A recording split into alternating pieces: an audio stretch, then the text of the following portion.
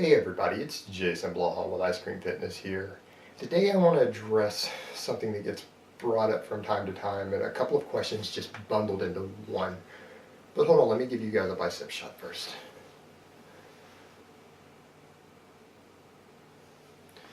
Alright, today I want to briefly answer the question of can you max out every day, meaning not a competition max, what we would call a training max, which means hit 90%, roughly 90% of your 1 rep max of what you could do at a meet if you're completely psyched up.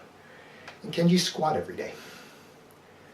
This is something I've been toying with again, now that I have my own equipment and can set my own training schedule and I have 24-hour access to all my stuff. This is kind of the way I was training for a little while and part of my rebuilding, and I made very, very fast gains doing it. I was going in and I was squatting and benching every single day with low reps. And it worked very, very well. And many years ago when I first started really working my deadlift hard, I got stuck at around 515 and it had stalled there for something like 3 months straight. So I switched over and I started doing heavy deadlifting 5 days a week. Which might sound ridiculous, and yes, that is difficult on your recovery, that is not easy to do. And I started incorporating things like deficit deadlifts because I was weak off the floor, and when I did that, and I was doing deficit deadlifts, I think for at least the first couple weeks of that, if not the first entire month of that 5 days a week, so I was actually going in and doing deficit deadlifts 5 times a week, and within 3 to 4 months, my 515 had been stuck there. I ended up hitting 585 for a double. So I added a solid 70 pounds to my deadlift by doing that, and I didn't overtrain. So this kind of raises a question of, can you do this? Because I'm really leaning towards, and I might start messing with this again tomorrow, of going in and doing similar to what Jamie Lewis does, who has the Chaos and Pain blog, who is also the world record holder in the Raw 181 powerlifting class. And I believe the guy has deadlifted, I think, 670 pounds raw, weighing 181, and I know he's hit a squat of well over 600 pounds also. But he tends to do this, and I know Matt Perryman tends to discuss this, that you can max out every day as long as you don't psych yourself up and you hit a training max and you don't get yourself focused into that zone and slap yourself and crank Slayer way up. You just hit what you can hit calmly for a 1 rep max. You can do it every single day on things like squats, deadlifts, bench press without burning out. And he's a very well respected strength and conditioning coach, and he uses this training himself and has been making very fast gains doing it. So yes, it does seem to be possible to get away with this style of training. And I think that for me, for a little while, I'm going to go over and mess with Jamie Lewis's way of doing it, because Jamie's way of doing it is that he comes in and he does even heavy singles every day, but he does some type of squat, some type of press, and some type of pull with very heavy weight 6 days a week.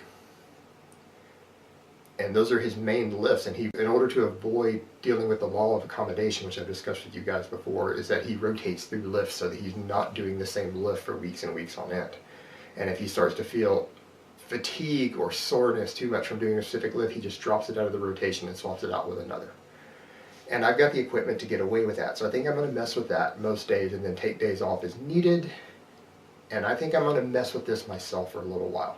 Because I feel like for me at the point I'm at, I don't feel like the Westside system is giving me the raw strength that I need. It's a great system and I've definitely made gains on it, and I will probably go back to it as I start preparing for equipped meets, but I need to keep my raw strength up, and I feel like in some ways things like my raw bench press off the chest and things are starting to suffer a little bit. And I'm noticing my deadlifts are starting to get weak off the floor, things like that. So I don't want to lose my raw strength because I want to compete in both. I am going to do equipped, but I think once I get established into these equipped meets here, I'm going to go back and do some of the meets raw also. So I personally need to address both, and I really think that going in and doing this will give me better specificity of training. And so it's something I'm going to work with for a little while and use things like what the Bulgarians used, what Rick Perryman uses, what Jamie Lewis uses, and take days off as needed, deload as needed, rotate through lifts, and hit some sort of squat, some sort of pull, and some sort of press every morning heavy, and then do my accessory work in PM sessions. So whatever my weak points are that I need to work on, if I need more good mornings or more shoulder pressing and overhead pressing and upright rows or whatever I need to do for accessories, I will add those in the evening sessions with lighter weight, and I'll go in and I'm going to lift heavy on all of those other three things first thing in the morning. And keep the sessions relatively short, heavy, brutal, and get out and then come back and do my volume at night for my accessory stuff. So I'm going to give this a go, and I'm just letting you guys know, my subscribers know that this is what I'm doing, and I am letting you guys know that if you are very in tune with your body and you know how to use the RPE scale right, you know when to deload, you know when to take days off, yes, you can go in and do heavy squats 5, 6, sometimes 7 days a week. Many people have done it successfully, many champions have done it, I've used it personally. And you can go in and hit maxes every single day, but you cannot get away with trying to hit true PR type maxes in the sense of competition maxes. They need to be training maxes, which are around 90% of what your absolute highest max could be. And yeah, you can get away with that as long as you watch for all the signs and you know what you're doing and you know how to rotate through lifts as needed. Alright guys, so that's really all I have to say on that today. I hope it has been informative, and I will talk to you next time.